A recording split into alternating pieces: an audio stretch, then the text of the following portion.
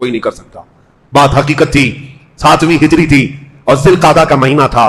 رمضان گزار کر کے نبی کریم صلی اللہ تعالی علیہ وسلم صحابہ کو اعلان کرتے ہیں. صحابہ نکل پڑے. مدینے کے جتنے صحابہ تھے سب نکلے ہیں, اور حتیٰ کہ حضور کی جتنی ازواج مطہرات تھی سب سفر میں ساتھ تھی. جب رسول پاک چلتے آئے اور یہاں تک کہ راستے میں حضور کی جتنی حلیف جماعتیں تھیں, یعنی جو پارٹنر قبیلے تھے, سب ساتھ ہوتے گئے. مکہ سے ابھی 35 کلومیٹر دور یہ لشکر جرار میرے آقا کا تھا. ارے 313 کا مقابلہ کرنے کی سکت نہیں تھی. آج تو 10,000 کی تعداد میں آ رہے تھے. 10,000 کی تعداد. جب حضور صلی اللہ تعالیٰ علیہ وسلم صلح کر رہے تھے 1 سال پہلے, حضرت عمر بڑے بے قرار تھے, بہت بے قرار تھے. وہ کہہ رہے تھے ہم کیوں دب کر صلح کر رہے ہیں, ان سے جنگ کریں گے, ان کو ماریں گے. حضور یہی فرما رہے تھے, اے عمر میری آنکھیں جو دیکھ رہی وہ تم نہیں دیکھ سکتے. میرے مصطفیٰ سال بھر پہلے وہی دیکھ رہے تھے کہ اللہ تعالیٰ اس شان کے ساتھ مکہ میں داخل کرے گا. عزیزان گرامی, 35 کلومیٹر دور یہ پڑاؤ کیا ہے لشکر.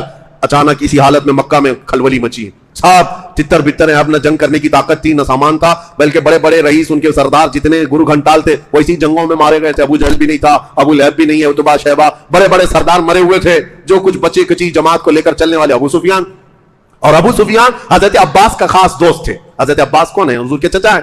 حضرت عباس ابو سفیان سے کہتے ہیں میں تیرا کام کراتا ہوں. مکہ میں ابو سفیان کو ساتھ لیے اور کہا حضور صلی اللہ علیہ وسلم ابھی مکہ آئے نہیں, 35 کلومیٹر دور ہے. حضرت عباس رات کے وقت ابو سفیان کو اپنی اونٹنی پر بٹھا کر لے آئے. چل رسول اللہ کے پاس تجھے سامنے کر دیتا ہوں, جتنا کیا گیا ہے سب ہے وہ معاف کر دیں گے. ابو سفیان جنگ بدر میں سامنے ہے, احد میں سامنے ہے, خندق میں سامنے ہے, ہر جنگ میں حضور کے سامنے ہے. ابو سفیان خالی جنگ کرنے والے نہیں بلکہ سب کو ابھارنے والے, اور اس شخص کو پکڑ کر حضرت عباس لے آ رہے ہیں اور یہ کہتے ہوئے مجھے یقین ہے محمد عربی پر, چلو چلتے. ابو سفیان ساتھ آ گئے. رات کا وقت تھا, قافلہ پڑاؤ کیا ہے رسول اللہ کا, دوسرے دن مکہ میں داخل ہونے والے. حضرت عباس جیسے ہی آ رہے تھے, کیونکہ وہ اسلام لائے ہوئے تھے, آ رہے تھے ابو سفیان کو لے کر کے حضور کے خیمے پہنچنے والے تھے. اس سے پہلے حضرت عمر کی نظر پڑ گئی. بچ بچا کر کے تو آئے تھے, حضرت عمر دیکھ لیے خیمے سے باہر آئے, جلال کے ساتھ ایک ایسا اعلان کیا کہ پورے خیمے میں لوگوں کی نیند اڑ گئی. کہا کہ یہ کافر کو کہاں سے لایا گیا ہے, اس عظیم دشمن رسول کو کہاں سے لایا گیا ہے. حضرت عباس نے کہا جلدی چلو رسول اللہ کے خیمے میں داخل ہوتا, نہیں تو عمر چھوڑے گا نہیں. حضور صلی اللہ تعالیٰ علیہ وسلم کے خیمے میں داخل ہو گئے. ابھی یہ لوگ گئے ہی تھے کہ حضرت عمر پیچھے سے آ گئے. کہا یا رسول اللہ اس شخص کا کیا کرنا ہے, آج آخری وقت ہے, آپ بتا دیں میں تلوار لے کر کے آیا ہوں, اب ابو سفیان دوبارہ مکہ نہیں جائے گا. حضور صلی اللہ تعالیٰ علیہ وسلم نے کہا عمر تلوار نیچے رکھو, تلوار نیچے کرو. تھوڑی دیر رکا, حضرت عباس سے پوچھا کس لیے آئے. کہا یا رسول اللہ ابو سفیان صرف امن کی آپ سے خیرات لینے آیا ہے کہ آپ امان دے دیں, کل آپ داخل ہونے والے مکہ میں ابو سفیان کے ساتھ کچھ نہیں ہوگا. حضور صلی اللہ تعالیٰ علیہ وسلم نے یہ بھی نہیں فرمایا کہ تو کلمہ پڑھ رہا ہے نہیں پڑھ رہا ہے, کچھ نہیں کہا. حضرت عباس نے کہا ٹھیک ہے, ابو سفیان کو میں نے امان دے دیا اور پچھلا جو کچھ کیا تھا اس کو بھلا دیا گیا. ایک جملے میں میرے مصطفیٰ نے بڑی بڑی جنگوں میں مقابل میں آنے والے کو معاف کر دی. اسی لیے تو میرے عزیزوں, ہم 1000 گناہوں کا بوجھ لیے ہوئے بھی اگر کوئی امید رکھتے ہیں تو اس تاجدار مدینہ سے رکھتے ہیں جس کا دربار کھلا ہے. شاعر نے سچ کہا ہے, نہ کوئی عمل ہے سنانے کے قابل, نہ منہ ہے تمہارے دکھانے کے قابل, لگاتے ہیں اس کو بھی سینے سے آقا جو ہوتا نہیں منہ لگانے کے قابل. میرے آقا صلی اللہ تعالیٰ علیہ وسلم کے دربار میں اسی لیے ہم پہنچتے ہیں. بریلی والے ایک امام کی سنو یوں ہی نہیں پکار کر کہا تھا, پھر کے گلی گلی تباہ ٹھوکریں سب کی کھائی کیوں, دل کو جو عقل دے خدا تیری گلی سے جائے کیوں. حضور پاک صلی اللہ علیہ وسلم نے ابو سفیان کو معاف کیا اور کہا جاؤ کل کے دن دوپہر میں فلاں پہاڑی کے اوپر تم کھڑے رہنا.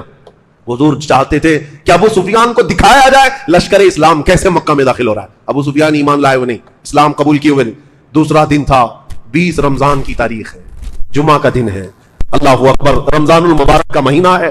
صحابہ اکرام نے, حضور نے کئی جماعتوں میں صحابہ کو تقسیم کیا تھا. سب سے آگے اس 10,000 فوج کی جماعت میں سب سے آگے بندہ جو جھنڈا لے کر چل رہا تھا وہ صحابہ میں تو بہت بڑے صحابی جلیل نہیں, حضرت ابو بکر, حضرت عمر, حضرت عثمان, حضرت علی نہیں, یہ خلفاء اجلہ صحابہ میں سے جو جلیل القدر نہیں. حضور نے اس فوج کے مقدمے میں سب سے آگے جھنڈا دے کر جس کو رکھا تھا وہ بلال حبشی تھے, حضرت بلال حبشی تھے. حضور صلی اللہ تعالیٰ علیہ وسلم نے ان کو آگے رکھا تھا. مکہ والے یہ منظر دیکھیں جس بلال کے پیروں میں رسیاں ڈال کر تم کھینچتے تھے اور گرم ریت پر لٹا کر اس بلال کے جسم کو تم نے گلا دیا تھا, چربی نکل جاتی تھی, اس بلال کو تم مارتے تھے. آج وہ بلال جھنڈا اٹھائے ہوئے خانہ کعبہ کی طرف رواں دواں ہے, بڑھتا چلا آ رہا ہے, اور ایسے یہ چوک در چوک فوج داخل ہونے لگی. اللہ اکبر, قرآن پاک میں اس کا ذکر آیا ہے. اللہ تعالیٰ نے قرآن میں فرمایا ہے हुजूर सल्लल्लाहु तआला अलैहि वसल्लम पर ये आयतें नाज़िल हुई है कि लक़द सदक़ल्लाहु रसूलहु रुया बिल हक़ लतदखुलुन्नल मस्जिदल हराम इंशाअल्लाहु आमिनीन मुहल्लिक़ीन रुऊसकुम व मुक़स्सिरीन ला तख़ाफ़ून। ऐ महबूब, अल्लाह ने पूरा कर दिया, आपकी ये पूरी जमात के साथ आप अमन के साथ मक्का में दाखिल हो रहे हैं बगैर किसी खौफ के। हुजूर सल्लल्लाहु तआला अलैहि वसल्लम जिस जमात में थे सहाबा की, वो सबसे आखिर में थी। हुजूर मुलाहिजा कर रहे थे, सहाबा को जाने दे रहे थे। सहाबा आगे बढ़ते जा रहे हैं, वतन अजीज में आए हैं, छोड़े हुए वतन में आए हैं, जहां जायदादें थी, जहां बीवी बच्चे रहे, जहां बचपना गुजरा, जहां सब छोड़कर सहाबा गए थे। पूरे 7 साल के बाद मक्का वापस आ रहे। सहाबा कोई मिट्टी उठाता मक्का की और अपने सरों पर डाल देते, दीवारों को बोसे लेते, जगह जगह रुक करके घरों को चूम लेते थे। ये हमारा वो वतन अजीज मक्का है। हुजूर सल्लल्लाहु तआला अलैहि वसल्लम दाखिल हुए मक्का मुकर्रमा में, सीधे हरम काबा में तशरीफ लाए। मेरे अजीजों, ये बताना इसलिए जरूरी है कि इस्लाम की तारीख में फतह मक्का वो दिन है, आज तक के काफिर इस फतह मक्का को बर्दाश्त नहीं कर पाते हैं, क्योंकि मेरे आका जैसे ही आए, हुजूर के हाथ में आसा मुबारक था, आप अपने आसा मुबारक के साथ चलते हुए आए। आपके साथ सैयदना अबू बकर सिद्दीक थे, हजरत अली करमल्लाहु वजहुल करीम थे। दोनों सहाबा को हुजूर पकड़े हुए सबसे पहले हरम काबा में आए, खाने काबा के पास आए। एक वाकया मैं बता दूं, हिजरत से पहले खाने काबा की चाबी उस्मान बिन शैबा, एक शख्स थे, हजरत उस्मान गनी नहीं है, दूसरे उस्मान, उनके पास रहती थी। हुजूर ने एक दिन उनसे कहा, उस्मान बिन शैबा, चाबी दे दो, मुझे अंदर जाना है। कहा, तुम जैसे दीन छोड़े हुए आदमी को मैं चाबी नहीं दूंगा, तुम खाने काबा में नहीं जा सकते। हुजूर को उन्होंने मना कर दिया था, चाबी देने से मना किया, खाने काबा का दरवाजा खोलने से मना किया। हुजूर ने उनसे कहा, ऐ इब्ने शैबा, इंतजार कर, एक वक्त आएगा ये चाबी मेरे हाथ में होगी और मैं जिसे चाहूंगा चाबी दूंगा। उस्मान बिन शैबा कहते हैं, आज ये इतना मारे जाते हैं, 40 लोग नहीं है। और उसके बाद जब ये हिजरत करके गए थे तो उस्मान बिन शैबा कहते हैं, मुझे तो लगा था उन्होंने ऐसी हवा में बात कर दी होगी, लेकिन जब फतेह मक्का के दिन वापस आए तो फिर एहसास हो गया, मोहम्मद अरबी की जुबान से निकली हुई बात टल नहीं सकती है, जो कहते हैं वो होकर रहता है। अब 10,000 सहाबा के बीच में हुजूर खाने काबा के सामने गए और पुकार कर कहा, उस्मान बिन शैबा कहां है? चाबी लेकर के हाजिर हुए। ईमान लाए हुए नहीं है, काफिरों की जमात में है। चाबी थी, कहा चाबी लाओ। मुकाबला करने की जो ताकत नहीं, सकत नहीं, चाबी लाकर हुजूर के हाथ में दे दिया। हुजूर ने अपने हाथों से खाने काबा को खोला। यह सबसे पहला दरवाजा खुला है, इस्लाम की फतह की आगाज यहां से है। तारीख इस्लाम के सुनहरे बाब यहां से खुल रहे हैं। मक्का का दरवाजा क्या खुला, पूरी दुनिया के दरवाजे खुल गए। हुजूर अंदर जाते ही जो आयत पढ़ रहे थे, अपने हाथ में आसा था, लकड़ी थी, और इस लकड़ी को लेते, बुतों को जो अंदर रखे थे गर्दन में डालकर गिराते थे, फरमाते थे, कुल जाअल हक़ व ज़हक़ल बातिल इन्नल बातिल कान ज़हूक़ा। हक आ गया, बातिल मिट गया, और बातिल को मिटना ही है। मैं हमेशा दुआ करता हूं, मौला हुजूर की इस सुन्नत पर भी अमल करने का मौका आता होगा। हक आ जाए, बातिल मिट जाए। हुजूर सल्लल्लाहु तआला अलैहि वसल्लम ने 360 बुतों को गिराया, जो वहां पर अंदर तस्वीरें थी उनको पोंछकर साफ कर दिया। जब पूरा खाने काबा इन आलाइशों से पाक हुआ, बाहर तशरीफ लाए और बिलाल से कहा, बिलाल जाओ खाने की छत पर, खाने काबा की छत पर आज अजान दे दो। यहां पहली अजान होने वाली है, मक्का में पहली अजान है हरम काबा से। हजरत बिलाल हबशी जोश मोहब्बत में चढ़ते चले गए, रस्सी डाली, खाने काबा की छत काफी ऊंची थी, चढ़ गए। बाज बुजुर्गों ने फरमाया, हजरत बिलाल को यह ख्याल ही नहीं था, खाने काबा की छत पर तो बड़े मोहब्बत में चढ़ गए, क्योंकि वो जब मस्जिद नबवी से अजान देते थे तो खाने काबा की तरफ मुंह करके देते थे। हर मुअज्जिन आज भी कहां मुंह करके अजान देता है, किबले की तरफ मुंह करके देता है। हजरत बिलाल छत पर चढ़ गए, फिर सोचने लगे, अब मुंह किस तरफ करूं, काबा तो नीचे आ गया है, मैं तो छत पर हूं, किधर मुंह करके अजान दूं। हुजूर की तरफ देखने लगे, मेरे आका ने फरमाया, बिलाल मेरी तरफ देख करके अजान दो। इसी को बरेली का इमाम कहता है, हाजियों आओ शहंशाह का रोजा देखो, काबा तो देख चुके, काबे का काबा देखो। और काबा क्या कहता है, बरेली के इमाम कहते हैं, गौर से सुन तो रजा, काबे से आती है सदा, मेरी आंखों से मेरे प्यारे का रोजा देखो।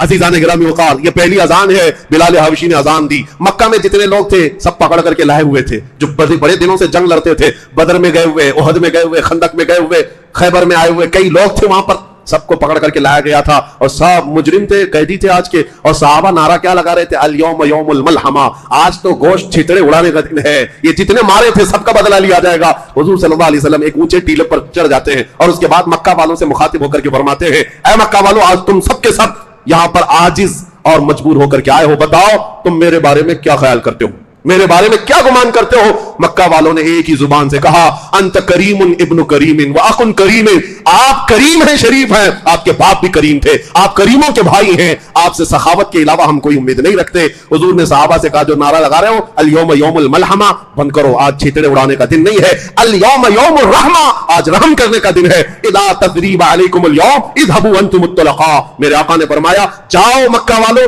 आज तुमसे कोई पूछताछ नहीं होगी, तुम सबके सब आज माफ कर दिए गए। ये पहला ऐलान था।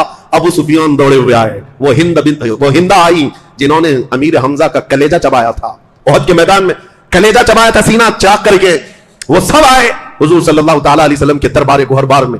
آتے ہی عرض کیا اشہد ان لا الہ الا اللہ واشہد ان محمد کے اخلاق کریمہ نے ایسے سخت دلوں کو موم کر دیا تھا جو کسی کے سامنے جھکتے نہیں تھے, وہ آستانہ نبوی میں ہاتھ جھک گئے, سب جھک گئے. یہاں تک کہ صفوان ایک شخص ہے بہت سخت دشمنی, جس کے باپ کا قتل ہو گیا تھا بدر میں, وہ حضرت عمیر بن وہب ایک صحابی, حضرت عمیر بن وہب جن کے بیٹے کو حضور کے پاس قیدی بنایا گیا تھا اور وہ قتل کرنے کے لیے مدینے آئے تھے حضور کا, تلوار کو زہر میں بجھا کر. یہ صفوان اور عمیر دونوں بہت قریبی ساتھی تھے, کعبہ کے حتیم میں بیٹھ کر کے دونوں نے مشورہ کیا تھا اور حضور کا قتل کرنے کے لیے عمیر بن وہب آئے تھے. مدینے میں آئے, حضور نے پوچھا کیوں آئے ہو؟ کہا بیٹا میرا قیدی آپ کے پاس خیر خیریت لینے آیا. حضور نے فرمایا سچ بتاؤ, وہ بات بتاؤ جو حتیم کعبہ میں بیٹھ کر کے آئے ہو. وہ غیب دان نبی نے اتنا کہا تھا, عمیر بن وہب کے ہاتھ سے تلوار چھوٹ گئی, کلمہ پڑھ لیا, ایمان لائے, اور واپس آئے تو دوست ابھی ایمان لایا ہوا نہیں تھا صفوان, وہ چھوڑ دیا. عمیر بن وہب کو ڈانٹنے لگا, تجھ کو تو قتل کرنے بھیجا تھا, تو خود مسلمان ہو گیا.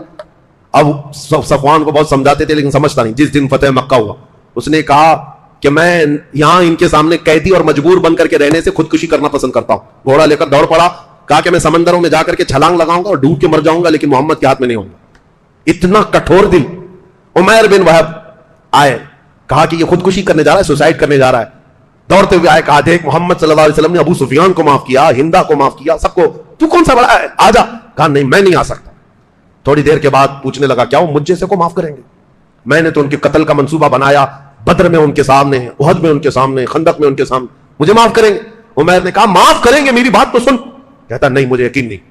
حضرت عمیر آئے, کہا رسول اللہ صلی اللہ علیہ وسلم سے آج فتح مکہ آپ نے فرمایا یوم الرحمہ ہے, رحمت کا دن ہے. میرا قریبی دوست تھا صفوان, اگرچہ وہ آپ کی دشمنی میں کئی سال بتایا, ایک رحم کی بھیک چاہتا ہوں, اسے معاف کرنے کا پروانہ دے دو. حضور نے فرمایا جاؤ اس سے کہہ دو میں نے معاف کیا.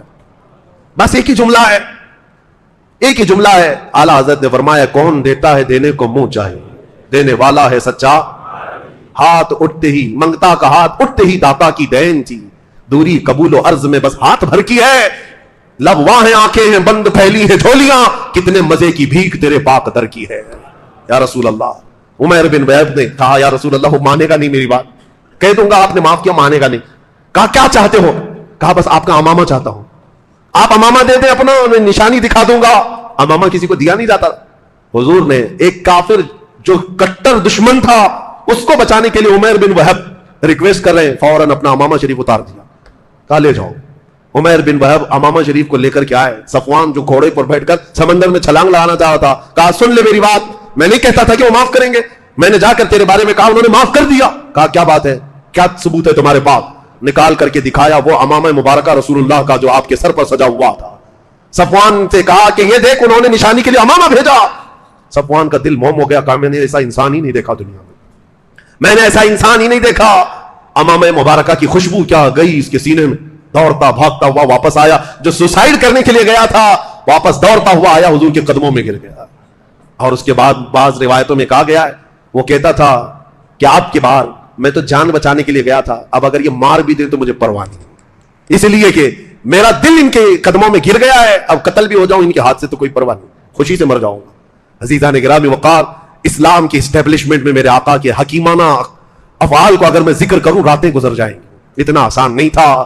فتح مکہ کے بعد کیا رسول کریم صلی اللہ تعالی علیہ وسلم اس دن عمرہ فرماتے ہیں, عمرہ کے بعد فوراً آپ مدینہ طیبہ کے لیے رخصت ہو رہے تھے, تو یہ اعلان فرمایا تھا اے مکہ میں تجھ سے بے حد محبت کرتا ہوں, کاش مکہ والوں نے مجھے نہ نکالا ہوتا تو میں زندگی بھر کبھی مکہ چھوڑ کر نہ جاتا.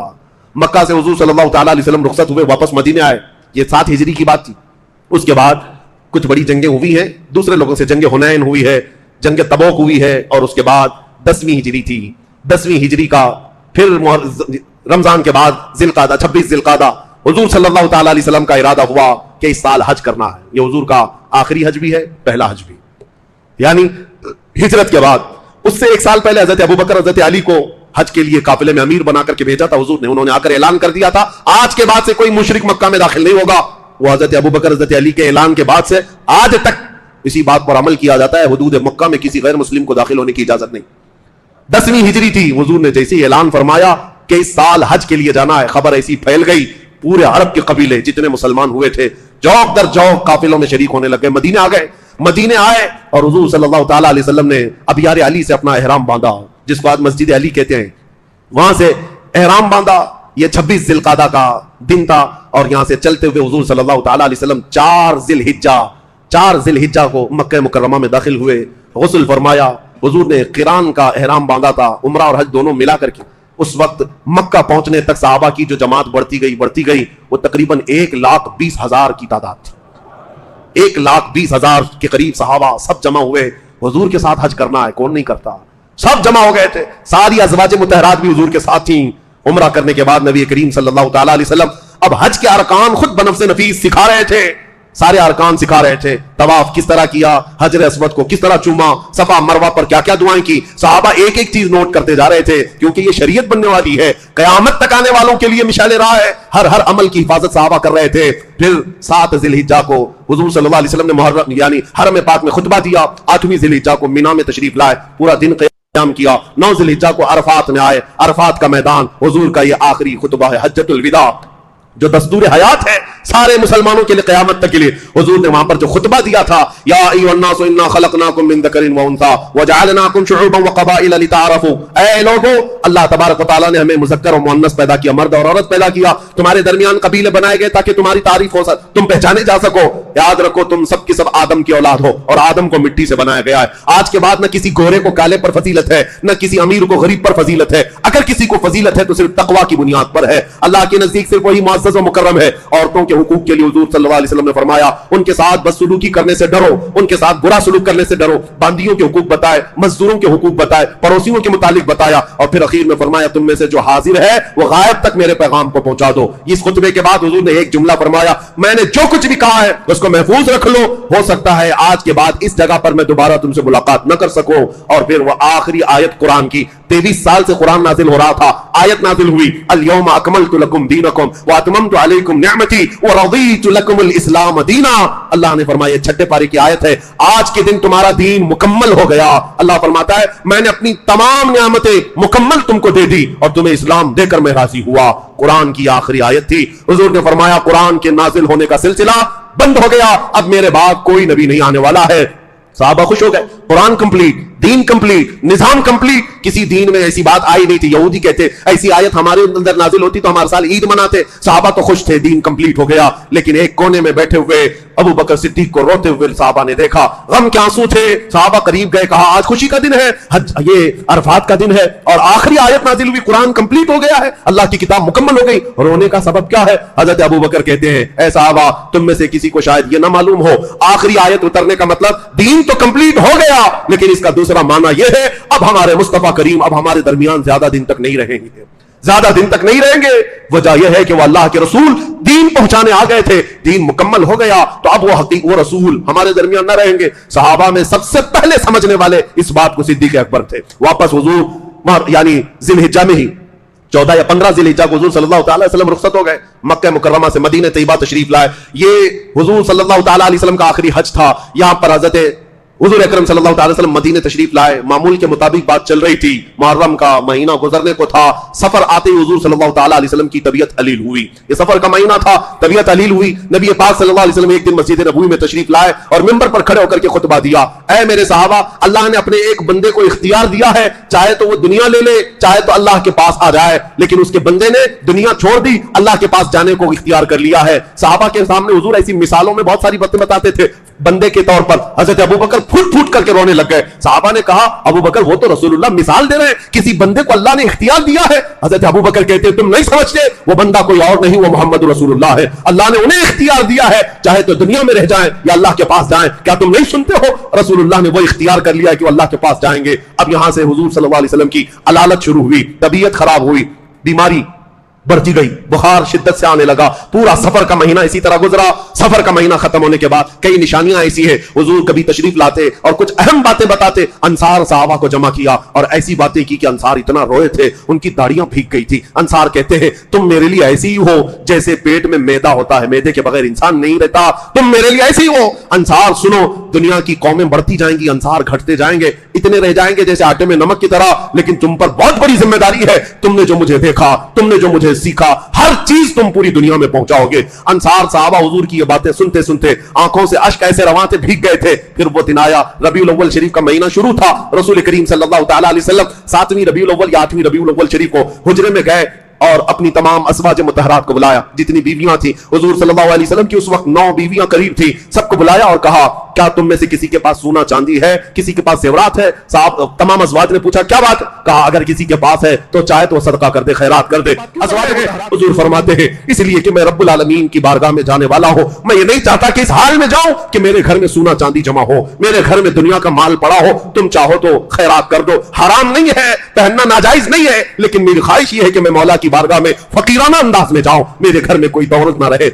अज़वाज मुतहरात ये खुतबा दिया और फिर कहा, देखो बारी के तौर पर मैं तुम्हारे घरों में आता था, एक दिन ज़ैनब के घर, एक दिन सलमा के घर, एक दिन हफ्सा के घर, एक दिन सफिया के घर रज़ियल्लाहु ताला अन्हुन्ना अजमईन, सबके घरों जाते थे। हुजूर ने फरमाया, अगर तुम सब अपनी बारियां कुर्बान करके आयशा को देना चाहो तो सोच लो, ताकि मैं आयशा के घर आराम करूं। सारी अज़वाज मुतहरात ने देखा हुजूर की तबीयत अलील है। सबों ने कहा, हुजूर सल्लल्लाहु अलैहि वसल्लम आयशा को बहुत प्यार करते हैं, आयशा से बहुत मोहब्बत करते हैं। हम सबों ने अपनी बारियां कुर्बान की। या रसूल अल्लाह, आप हमारे घर बारियों में ना आए, कोई मुज़ायका नहीं, आप आयशा के घर आराम फरमाएं। सबों ने अपनी बारियां उम्मुल मोमिनीन आयशा के लिए कुर्बान कर दी। हुजूर सल्लल्लाहु अलैहि वसल्लम हुजरे आयशा में ही आराम करने लगे। ये हुजरे आयशा वही है जिसको पूरी दुनिया आज सुनहरी जालियों के नाम से जानती पहचानती है। यह आयशा सिद्दीका तय्यबा ताहिरा का मकान है, हुजरे आयशा है। रसूलुल्लाह उसमें आराम करते रहे।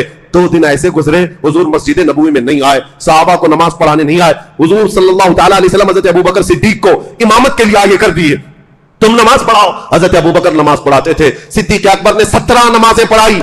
मैं रिवायतें पढ़ता हूं, गम से निढाल हो जाता हूं। 14 सदियों के बाद आज जब कभी बुखारी उठाओ, मुस्लिम उठाओ, यह हदीस बयान करने वाले साहबी कहते हैं, एक दिन मगरिब की अजान हुई, बिलाल हबशी ने अजान दी और उसके बाद इकामत हो गई। अबू बकर सिद्दीक पढ़ने लगे, हर जमात कायम होती।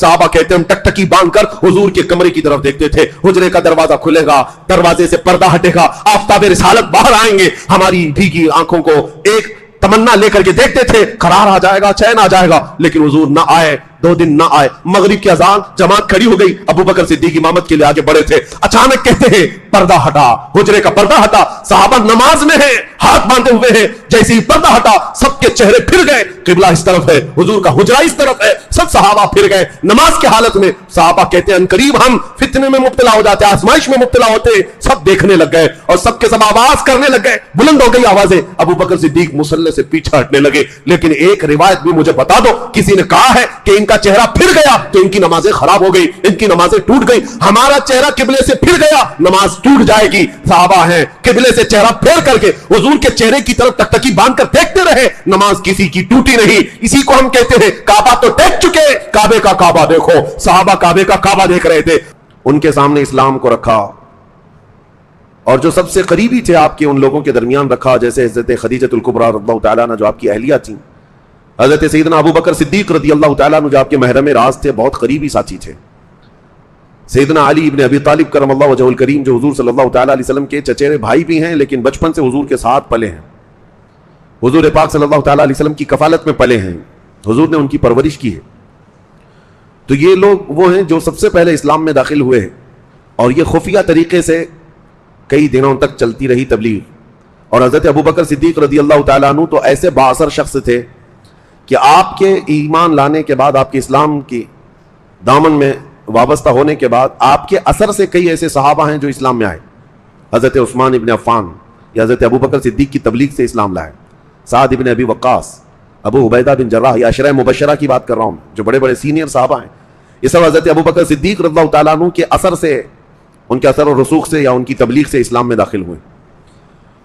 तो अब इस्लाम की तबलीग का ये सिलसिला जैसे शुरू हुआ, कुफ्फार और मुशरिकीन के पेट में मरोड़ भी साथ में शुरू हुआ। वो रोज़े अव्वल से ही इसकी मुखालिफत करते आ गए, क्योंकि उनके बुतों की इबादत से वो दूर जाना नहीं चाहते थे, अपने आबा व अजदाद के दीन पर, यानी जो परस्तिश थी उससे दूर हटना नहीं चाहते थे। इस मसले को लेकर इतनी झड़पें हुई, इतनी मुसीबतें और मशक्क़तें हुजूर पाक सल्लल्लाहु ताला अलैहि वसल्लम और उनके सहाबा को उठानी पड़ी। हत्ता कि पहला खुतबा हरम पाक में सैयदना अबू बकर सिद्दीक ने जिस दिन दिया था, उस दिन मक्का के कुफार ने आपको इतना मारा था कि आपका मुंह सूज गया था, आपकी आंखें अंदर चली गई थी। हज़रत अबू बकर सिद्दीक रज़ियल्लाहु ताला अन्हु पहला खुतबा हरम में देने वाले, और उन्होंने खुदा की वहदानियत का ही ऐलान फरमाया था और रसूल करीम सल्लल्लाहु ताला अलैहि वसल्लम की नबूवत का ऐलान किया था, बस इतनी बात थी। अब ये کفار کی طرف سے آنے والے مصائب کا سلسلہ بڑھتا گیا. اب آپ اندازہ کریں وہ قوم جو آپ کو امین و صادق کہتی ہے وہ آج ان کے جان کے در پہ ہے, لیکن اس میں کچھ لوگوں کی بہت اہم وہاں پر ان کا اہم رول رہا ہے, ان کا اہم کردار رہا ہے. جیسے حضور صلی اللہ علیہ وسلم کے سگے چچا جناب ابو طالب, وہ سینہ سپر رہتے تھے, ڈھال بن کر کے رہتے تھے حضور صلی اللہ تعالیٰ علیہ وسلم کے ساتھ. یہاں تک کہ مکہ والے, کیونکہ وہ مکہ میں بڑے معزز تھے, ان کے باپ عبد المطلب خانہ کعبہ کے متولی رہ چکے ہیں, تو جناب ابو طالب کا بھی بڑا اہم مقام تھا, قریش خاندان میں سب سے عزت والے شخص سمجھے جاتے. تو مکہ کے سارے جتنے بھی یہ کیڑے مکوڑے تھے سبوں نے آ کر کے ابو طالب سے ہی کہا تھا کہ محمد کی تم حمایت کرتے ہو, تمہاری وہ کفالت میں ہے, اس کی وجہ سے ہم انہیں ہاتھ نہیں لگاتے. ایک کام کرو, تم اعلان کر دو کہ میں محمد سے بری ہوں اور اس کے دین سے بیزار ہوں, اور اس کو ہمارے حوالے کر دو. جناب ابو طالب نے کہا تھا, اے مکہ والو, اگر تم میرے ایک ہاتھ میں سورج لا کر رکھ دو, ایک ہاتھ میں چاند لا کر رکھ دو, تب بھی محمد میں تمہارے حوالے نہیں کروں گا. جناب ابو طالب اس طرح سے حمایت کے ساتھ کھڑے رہے رسول کریم صلی اللہ تعالیٰ علیہ وسلم. تو کفار مکہ باضابطہ طریقے سے ایذا رسانیوں میں اتنی شدت حضور صلی اللہ تعالیٰ علیہ وسلم پر براہ راست نہیں کر پاتے تھے, انڈائریکٹ دوسری جگہوں سے. پھر وہ وقت بھی آیا جب نبوت کا 10واں سال تھا, یعنی آپ صلی اللہ تعالیٰ علیہ وسلم کی عمر مبارک 50 سال کی تھی, اور یہ ایسا ایک وقت ہے جو آزمائشوں کی انتہا ہو گئی تھی, امتحانات بڑھ گئے تھے. حضور صلی اللہ تعالیٰ علیہ وسلم کا ان کافروں نے سوشل بائیکاٹ کر دیا, اعلان کر دیا, اور خانہ کعبہ کے دروازے پر پورے معاہدے ایگریمنٹ کے طور پر کچھ دستاویز لکھ کر کے لٹکا دیے گئے تھے چمڑے پر. محمد صلی اللہ تعالیٰ علیہ وسلم کے ساتھ کوئی نہ لین دین کرے گا, نہ کلام کرے گا, نہ ان سے کوئی بھی رشتہ رکھے گا, نہ ان کے پاس کوئی راشن پانی کھانا دانا کچھ جانے دے گا. یہ سب چیزیں کعبے کے اوپر لٹکا دی گئی تھی, اور مکہ والے اس کا لحاظ کرتے تھے. یہ ایسا تھا کہ صرف حضور صلی اللہ تعالیٰ علیہ وسلم, آپ کے پورے خاندان کا بائیکاٹ تھا. شعب ابی طالب جس کو کہا جاتا ہے, مکہ میں ایک گھاٹی, 2 پہاڑوں کے بیچ میں ایک درہ ہے, وہاں پر نبی کریم صلی اللہ تعالیٰ علیہ وسلم اور آپ کے خاندان کے لوگ گزر بسر کرتے رہے. یہ دن 2 دن 3 دن یا 10 دن 40 دن کا بائیکاٹ نہیں تھا, مسلسل یہ بائیکاٹ 3 سال تک چلا. ان دنوں میں رسول کریم صلی اللہ تعالیٰ علیہ وسلم کے ہاں کھانے پینے کی اتنی قلت تھی کہ چمڑے جو مل جاتے تھے تو اس کو ابال کے کھا لیا کرتے, یہ درخت کے پتوں سے اپنے پیٹ کو سکون دے دیا کرتے تھے. یہ کیفیت 3 سال تک شعب ابی طالب میں چلتی رہی, اور اس کے بعد مکہ کے مشرکین میں سے ہی کچھ لوگ ایسے تھے جیسے مطعم بن عدی, اور بھی کچھ لوگ ایسے جو تھوڑے سوجھ بوجھ رکھتے تھے, وہ تنگ آ گئے تھے, اور انہوں نے کہا کہ ہم اپنے ہی لوگوں پر کتنا ظلم کر رہے ہیں. بڑے بڑے رؤسائے قریش اور دوسرے لوگوں کو بلا کر کے انہوں نے بات چیت کی کہ صرف ان کا جرم کیا ہے, ایک خدا کی طرف بلاتے. حالانکہ مطعم بن عدی یہ سب مسلمان نہیں تھے, وہ خود بھی کافر تھے, لیکن رحم آیا. انہوں نے آ کر کے مکہ والوں کے بڑے بڑے جتنے سردار تھے سب کو بلا کر کے کہا کہ ختم کرو یہ سب چیزیں, یہ بائیکاٹ کب تک چلتا رہے گا. عرب میں ہماری فیاضی مشہور ہے, مہمانوں کو کھلاتے ہیں اور اپنے لوگوں کو اس طرح ترساتے ہیں, یہ کیسی بات ہے. تو اس میں ابو جہل اور جو بڑے بڑے لوگ تھے وہ ماننے سے انکار کر گئے. لیکن مطعم بن عدی ایک دبنگ قسم کا شخص تھا, آیا مکہ مکرمہ میں اور آ کر اپنے 8-10 ساتھیوں کو لے کر خانہ کعبہ پر لٹکے ہوئے جو دستاویزات تھے ان کو نکال کر پھاڑ کر پھینک دیا. کہا میں اس چیز کو نہیں مانتا, اپنے ہی لوگوں کا بائیکاٹ کیا جائے اور ان کو بے آب و دانہ اس طرح سے ترسایا جائے. اس کے مقابلے میں آنے کی کسی کی سکت نہیں تھی, کسی کی ہمت نہیں تھی, سبوں نے مان لیا. پھر اس طرح سے جا کر کے یہ سوشل بائیکاٹ ختم ہوا. لیکن حضور اکرم صلی اللہ تعالیٰ علیہ وسلم کو یہ سال یعنی نبوت کا 10واں سال تھا, ایسے غم لاحق ہوئے کہ جناب ابو طالب کا اسی سال انتقال ہوا. جو شفیق و مہربان چچا رہے آپ صلی اللہ تعالیٰ علیہ وسلم کو, وہ 8 سال کی عمر سے لے کر کے آپ کی عمر 50 سال کی تھی, اس وقت تک ساتھ رکھتے رہے. تقریباً یوں سمجھ لیں 42 سال میرے آقا صلی اللہ تعالیٰ علیہ وسلم کے ان کے ساتھ گزرے. انتقال ہوا اور چند دن نہیں گزرے تھے کہ اسی سال حضور اکرم صلی اللہ تعالیٰ علیہ وسلم کی سب سے قریبی محبوبہ سیدہ خدیجۃ الکبریٰ کا بھی انتقال ہوا. آپ کی زوجہ محترمہ, آپ کی رفیقہ حیات, اور صرف شریک حیات ہی نہیں تھی بلکہ وہ ایسی انیس اور ایسی حوصلہ دینے والی خاتون جیسے کل میں نے ذکر کیا تھا, ان کا انتقال نبی کریم صلی اللہ تعالیٰ علیہ وسلم کے لیے غموں کا سال ہوتا, اسی لیے اس سال کا نام ہی عام الحزن رکھ دیا گیا. یہ میں آپ کو بتا رہا ہوں, اسلام کی اس ہرے بھرے باغ کو پوری دنیا میں لہلانے کے لیے جو چیزیں پیش آئی ہیں وہ ہلکی پھلکی نہیں ہیں. تمہیں ایسا لگتا ہوگا کہ میرے باپ مسلمان, میرے دادا مسلمان, میرے گھر میں تو اسلام بچپن سے آیا ہوا ہے, اتنی آسانی سے پھولوں کی سیج پر سج کر نہیں آیا ہے. اس لیے مجھے تمہیں تاریخ بتانی پڑی, اور میں نے اس ٹاپک کو اس لیے چوز بھی کیا ہے کہ تمہیں پتا ہو کہ یہ لہلہاتا ہوا باغیچہ جس کو آج طوفانوں کا مقابلہ کرنا ہو رہا ہے, آج یہ بھی ظالموں کے پہنچائے ہوئے تھپیڑوں کو مقابلہ کر رہا ہے, یہ اسلام کا اتنا بھرا باغیچہ کس طرح سے دنیا میں قائم ہوا اور کیسے لہلاتا ہوا اپنی خوشبوئیں پوری دنیا میں بکھیرتا رہا, اس کی تاریخ ابتدا تو کیا ہے؟ اس کی ابتدائی تاریخ یہی ہے. نبی کریم صلی اللہ تعالی علیہ وسلم نے بڑی مشقتیں برداشت کی 10 سال تک. اب حالات ایسے تھے کہ پھر وہی ٹولہ جنہوں نے وہ دستاویزات پھاڑ کر پھینک دیے تھے کعبے سے, حضور صلی اللہ تعالی علیہ وسلم کا بائیکاٹ ختم کیا تھا, ان کو پھر سے رحم آیا. انہوں نے دیکھا کہ محمد عربی صلی اللہ تعالی علیہ وسلم ایک دن رکتے نہیں ہیں, لوگوں کو تبلیغ کرتے ہی رہتے ہیں, بلاتے ہی رہتے ہیں. ایک شخص تھا یہی مطعم بن عدی, اس نے حضور صلی اللہ تعالی علیہ وسلم سے کہا میں آپ کو امان دیتا ہوں, اور حرم میں آ کر کے اس نے اعلان کیا آج سے محمد صلی اللہ تعالی علیہ وسلم میری امان میں ہے, جو کوئی ان کو ہاتھ لگائے گا گویا کہ وہ مجھے ہاتھ لگا رہا ہے, میں اس کے مقابلے کے لیے تیار ہوں. کافر تھا. نبی کریم صلی اللہ تعالی علیہ وسلم نے اس کی پرواہ نہ کی, اور جیسے اسلام کا یہ کام اور تیزی سے شروع فرمایا, یہاں تک کہ حج کے لیے جو قافلے آتے تھے سال میں ایک مرتبہ, حج ایسا نہیں ہے کہ صرف یہ اسلام میں فرض رہا, آدم علیہ السلام سے حج چلتا رہا ہے. ہر زمانے میں ہر نبی کے دور میں لوگ حج کے لیے آتے رہے, ارکان الگ ہوتے رہے, مناسک حج جو ہے الگ الگ ہوتے رہے, لیکن حج کے لیے لوگ آتے تھے. جتنے لوگ آتے تھے ان کے درمیان حضور صلی اللہ تعالی علیہ وسلم اسلام کو رکھتے, اس کی اچھائیاں بتاتے, لوگ متاثر ہوتے. ایک سالانہ بازار لگتا تھا اوکاز میلہ جس کو کہتے ہیں, اس میلے میں خود رسول کریم صلی اللہ علیہ وسلم تشریف لے جاتے اور وہاں اسلام کو رکھتے تھے. جو لوگ دور دراز سے وہاں پر, جیسے ایگزیبیشن ہوتا ہے, اوکاز کے میلے میں حضور صلی اللہ تعالی علیہ وسلم دعوت اسلام پیش کرتے تھے. اسی لیے قرآن نے کہا حریص علیکم بالمؤمنین, تمہارے پاس وہ رسول آیا ہے جس کو اگر سب سے زیادہ طلب ہے تو صرف تمہاری ایمان لانے کی طلب ہے, تم مومن ہو جاؤ, بس اس رسول کو یہ طلب ہے. اوکاز میں حج کے موسم میں حضور صلی اللہ تعالی علیہ وسلم جب تبلیغ فرماتے, مکہ والوں کی تکلیف دن بدن بڑھتی چلی گئی, اور انہوں نے نئے نئے طریقے اپنائے. حضرت بلال حبشی کو جو کیا اور دیگر صحابہ کو جو کیا, یہ سب دیکھ کر کے مطعم بن عدی اور جبیر, یہ وہ لوگ ہیں جو وہ ٹولہ جنہوں نے دستاویزات پھاڑ دیے تھے, آئے, کہا کہ ایک کام کرتے ہیں, محمد صلی اللہ تعالی علیہ وسلم جو اتنا کر رہے ہیں, ظاہر سی بات ہے اتنی محنت کون کرتا ہے, چاہے تو وہ حکومت حاصل کرنا, یا تو حکومت حاصل کرنا چاہ رہا ہوگا, یا بادشاہ بننا چاہ رہا ہے, یا پھر کوئی نہ کوئی عہدہ, یا پھر بہت زیادہ اگر کچھ نہ ہو تو مال و دولت حاصل کرنا چاہتا ہوگا, یا خوبصورت لڑکی, محنت آدمی. اس لیے لوگوں کے ذہن و دماغ میں یہی ہوتا ہے, بہت زیادہ اگر کوئی انفلوئنس پیدا کر رہا ہے لوگوں کے اندر تو لوگ آج یہی کہتے ہیں. عزیزان گرامی, آج تک یہ لوگوں کا نظریہ رہا ہی ہے کہ اگر ہماری مقبولیت بڑھتی گئی, اگر لوگ ہم کو زیادہ سننے لگ گئے, مجمع بڑھنے لگ گیا, تو لوگ کہتے ہیں شاید اگلے مہینے میں یہ MLA کے لیے اترنے والے ہیں. ہاں, بلی کے خواب میں ہمیشہ چیتڑے ہی ہوتے ہیں, جس کی جیسی ذہنیت ہے ویسی ہی سوچتا ہے. تو یہ مکہ کے ان کفار اور مشرکین کی ایک جماعت یہ سوچ کر کے گئی, اگر محمد صلی اللہ تعالی علیہ وسلم ان تمام خواہشوں کے لیے کر رہے ہیں تو ایک کام کرتے ہیں, ہم پورے جماعت کے ساتھ جا کر کے ان سے بات کرتے ہیں. تو لوگوں نے کہا نہیں, ہم میں سے جو سب سے عزت والا عمر دراز شخص ہے اس کو بھیجتے ہیں.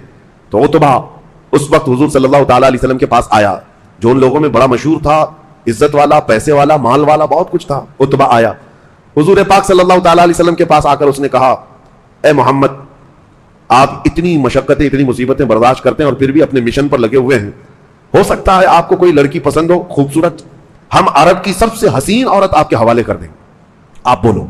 یہاں اگر مال و دولت کی بات ہے تو ہم سارے مکہ والے مل کر کے آپ کو مال و دولت جمع کر دیں, یا پھر اگر آپ کو حکمرانی کا شوق ہے تو میں اعلان کر دیتا ہوں کہ آپ ہمارے حکمران ہیں, لیکن یہ دین کے معاملات یہ سب چھوڑ دو, یہ ہمارے خداؤں کو چھیڑنا چھوڑ دو, یہ سب چیزیں چھوڑ دو. نبی کریم صلی اللہ تعالی علیہ وسلم نے عتبہ کے بیان میں, جواب میں کوئی بات نہیں فرمائی, بلکہ قرآن عظیم کی آیتیں تلاوت کرنا شروع فرمایا. وہ آیتیں جو رب العالمین نے خود اپنے حبیب پر اتاری ہیں. عزیزان گرامی, اوقات 14 صدیوں بعد آج کسی قاری قرآن سے اچھی آواز میں جب ہم قرآن کی تلاوت سنتے ہیں تو مست ہو جاتے ہیں, اور جس پر خود قرآن اترا ہے اور رب العالمین کا وہ محبوب رسول جو سید المرسلین ہے, اس کی زبان سے جب قرآن کی آیتیں نکل رہی ہوں گی تو کیا اثر رکھتی ہوں گی. وہ جو عتبہ یہ ساری چیزیں لے کر کے آیا تھا, اس کے رونگٹے کھڑے ہو گئے, یہاں تک کہ بدن میں کپ کپی تاری ہو گئی, اور تھوڑی دیر تک رک نہ سکا, فوراً بھاگتا ہوا آیا, اپنی جماعت سے کہنے لگا, اے لوگوں ادھر آؤ, میں جہاں جا کر کے آ رہا ہوں اور ان سے جو کلام سن کر کے آ رہا ہوں, یقین جانو میں قسم کھا کر کہتا ہوں, نہ وہ شاعری ہے نہ وہ جادوگری ہے, بلکہ وہ ایک ایسا کلام ہے, میں نے اپنی زندگی میں ایسا کلام کبھی سنا نہیں ہے. سننے کو جی چاہتا ہے, طبیعت مائل ہو جاتی ہے, اور اگر اور تھوڑی دیر میں رکتا تو محمد عربی کے غلاموں میں شامل ہو جاتا. لوگوں نے کہا, عتبہ تمہیں کیا ہو گیا, تم مکہ کے سرداروں میں سے ہو, تمہیں کیا ہو گیا؟ اس نے کہا مجھے پتا نہیں ہے، لیکن اس کلام میں جو حلاوت اور شیرینی ہے میں نے بڑے بڑے شاعروں کی زبان میں بھی نہیں دیکھی ہے، کہیں میں نے یہ کلام نہیں سنا ہے۔ اس کے بعد اس نے کہا میں نے سارے آفرز رکھ دیے، ہماری جانب سے جو کچھ بھی پیشکش تھی سب رکھ دیا۔ اے لوگوں، اے میرے مکہ کے ساتھیوں، میرا دل کھل کر کے سامنے آ گیا ہے کہ محمد صلی اللہ تعالی علیہ وسلم نہ حسن کے لیے کھڑے ہیں، نہ دولت کے لیے کھڑے ہیں، نہ حکمرانی کے لیے کھڑے ہیں، وہ کچھ اور ہی چاہتے ہیں۔ لوگوں نے کہا کہ پھر اور کیا چاہتے ہیں؟ کہا یہ تو ہمیں بھی نہیں سمجھ میں آتا، وہ غربت پسند کرتے ہیں، ہلکے کھانے بھی پسند کرتے ہیں، یعنی عام سے سادہ لباس میں رہنا، سادہ غذا کھانا پسند کرتے ہیں، نہ حکمرانی پسند ہے، نہ حسن و جمال، نہ ماں دولت و مال۔ پھر لوگوں نے پوچھا ان کی خواہش کیا ہے؟ تو کہا ان کی خواہش صرف یہ ہے کہ جو دین وہ لے کر کے آئے ہیں وہ پوری دنیا میں غالب آ کر کے رہے۔ عزیزان گرامی، میں نے خطبے کے بعد وہی آیت آج تلاوت کی ہے۔ میرا مولا فرماتا ہے هو الذی ارسل رسولہ بالہدی ودین الحق لیظہرہ علی الدین کلہ۔ اللہ فرماتا ہے وہ اللہ ہے جس نے اپنے رسول کو دین حق کے ساتھ بھیجا ہے، دین حق اور ہدایت کے ساتھ بھیجا ہے۔ کس لیے بھیجا ہے؟ خود مولا فرماتا ہے تاکہ اس کا دین پوری دنیا میں غالب آ جائے۔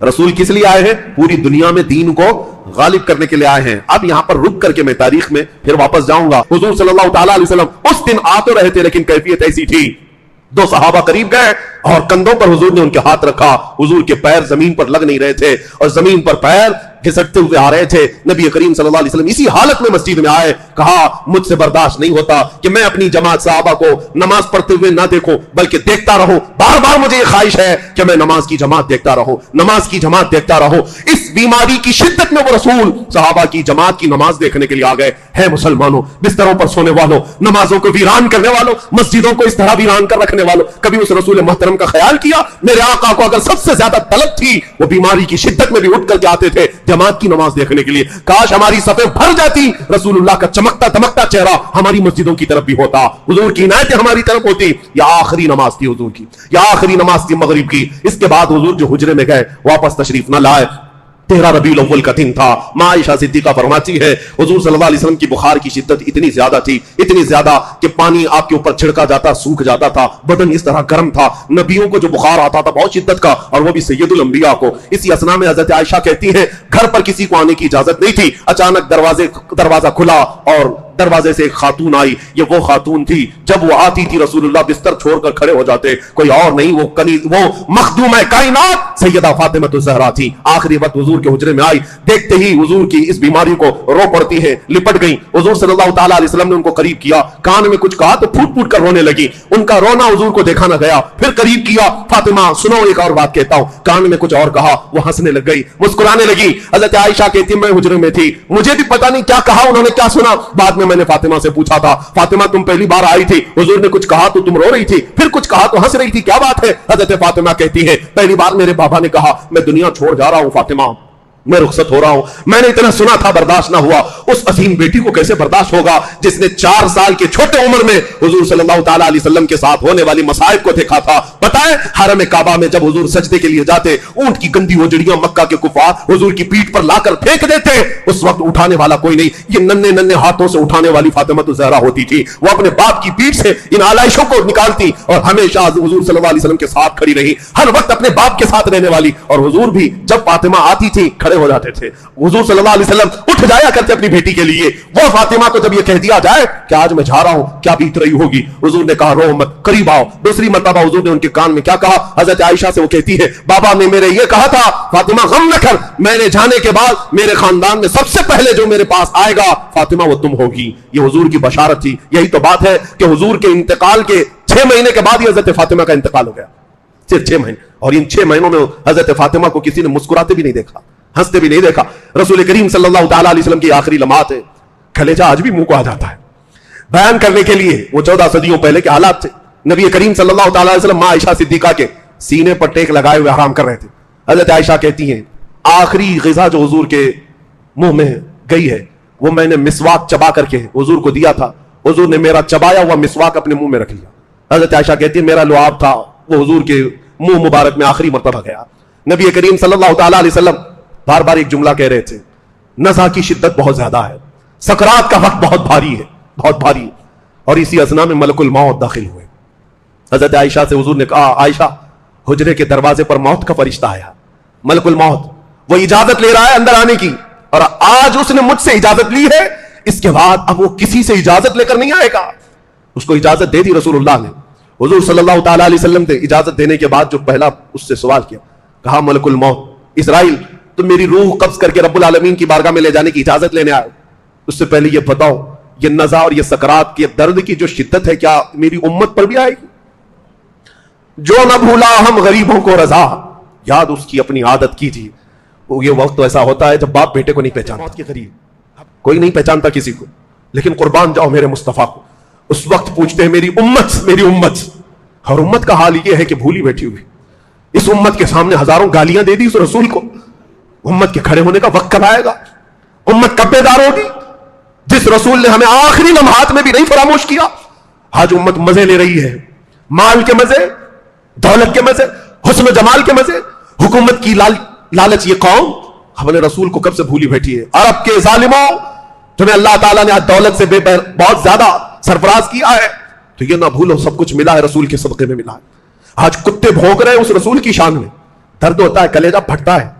میں دعا یہی کرتا تھا رب العالمین کی بارگاہ, مولا کاش ہمارے کان بہرے ہو جاتے, کاش ہماری آنکھیں اندھی ہو جاتی, ہم یہ حالات نہ دیکھتے. قسم رب ذوالجلال کی, مولا میری ماں کو کوئی 1000 گالیاں دے دے, میرے باپ کو کوئی 1000 گالیاں دے دے, برداشت ہوگا, ہم انسان ہیں. لیکن ہماری جانوں سے زیادہ ہم پیار کرتے ہیں اپنے مصطفیٰ کریم سے. ان کی گالیاں سنتے ہیں, اور وہ بھی اپنے اسی ملک میں سنتے ہیں. ان ظالم کتوں کے ساتھ ہمیں کھڑے ہونے کی تک سخت نہیں ہے. اسی لیے ہم بے قرار ہو کر, بے چین ہو کر کبھی یہ چلانے لگ گئے تھے کہ آ جاؤ ظالموں, ہم آگ میں کودنے کو بھی تیار ہیں. یہ یوں ہی نہیں تھا کہ ہمارا سینہ جلتا ہے, ہمارے کلیجہ پھٹتا ہے. ان کتوں کو کیا خبر کہ ہم اپنے نبی سے کس قدر محبت کرتے ہیں, اور ہمارا نبی ہم سے کتنی محبت کرتا ہے. وہ رسول یہ کہتے تھے میری امت کے تلووں میں کانٹا بھی چپ جائے تو اس کا درد مجھے ہوتا ہے. اس لیے ہم پیار کرتے ہیں اس رسول سے. ہمارا کوئی مسیحا ہے نہیں یہاں پر, سب چاکلیٹ پکڑانے والے, لالی پاپ دے کر بھیجنے والے لوگ ہیں. ہمارے غموں کو, ہمارے درد کو اگر کوئی سمجھ سکتا ہے تو آمینہ کا لال ہے, صرف وہ رسول ہے. وہ آخری وقت تھا اس رسول کا. سیدہ عائشہ کہتی ہے میں باتیں کرتی ہوئی بیٹھی تھی, ملک الموت آئے اور رسول کریم صلی اللہ تعالی علیہ وسلم کی روح پاک کو قبض کر کے رب العالمین کی طرف وہ لے جانے والے تھے. اس وقت اللہ کے رسول کی زبان پر یہ جملے تھے, الرفیق الاعلی, الرفیق الاعلی, سب سے اچھا دوست اللہ ہے, سب سے اچھا دوست اللہ ہے. اور پھر یہ جملے تھے رب ہب لی امتی, مولا میری امت, میری امت. پھر زبان خاموش ہو گئی, آنکھیں بند ہو گئی, لیکن سر عائشہ صدیقہ کے سینے سے لگا ہوا تھا. حضرت عائشہ کہتی ہیں سر اتنا بھاری ہو گیا مجھے لگتا تھا کہ میری پسلیاں ٹوٹ جائیں گی, میں نے ہٹایا نہیں. اور حضرت عائشہ کہتی ہیں میرے سامنے کبھی میں نے کسی کی روح جاتے ہوئے دیکھا ہی نہیں تھا. میں تو حضور سے باتیں کرتے ہوئے بیٹھی تھی, حضور کافی دیر سے خاموش تھے. میں ہنسانے کی کوشش کرتی, کچھ بولنے کی کوشش کرتی, حضور جواب نہیں دے رہے تھے, خاموش بیٹھی رہی. اچانک دروازہ کھلا, میرے باپ ابو بکر صدیق داخل ہوئے. آئے, کہا عائشہ کیا بات ہے؟ کہا حضور کافی دیر سے میری بات کا جواب نہیں دے رہے. حضور صلی اللہ تعالی علیہ وسلم کو بستر اقدس پر سلایا. صدیق اکبر نے پیشانی پر ہاتھ رکھا, چیخ نکل گئی. وہ صدیق یار غار ایک لمحہ حضور سے جدا ہونے کو برداشت نہیں کرتے, پیشانی کو چوما اور کہا واللہ یا رسول اللہ لن یجمع اللہ تبارک و تعالی لن یجمع موتین علیک, اے اللہ کے رسول قسم رب ذوالجلال کی, 2 موتیں کسی پر اللہ جمع نہیں کرے گا. ایک موت آنی تھی وہ آ گئی, ایک موت آنی تھی وہ آ گئی, آپ ہم میں سے چلے گئے. حضرت عائشہ کہتی ہیں حضرت ابو بکر کے جملے سن کر کے میرا دل پھٹ گیا. میں نے پوچھا ابا جان کیا میرے رفیق حیات میرے سرتاج نہیں رہے؟ کہا عائشہ اس خبر حقیقت کو تسلیم کر لو, رسول اللہ اب ہمارے درمیان نہیں. گھر کے اندر سے آوازیں جیسی آئیں, مسجد نبوی میں جو صحابہ جمع تھے ان کی کیفیت کیا ہوگی.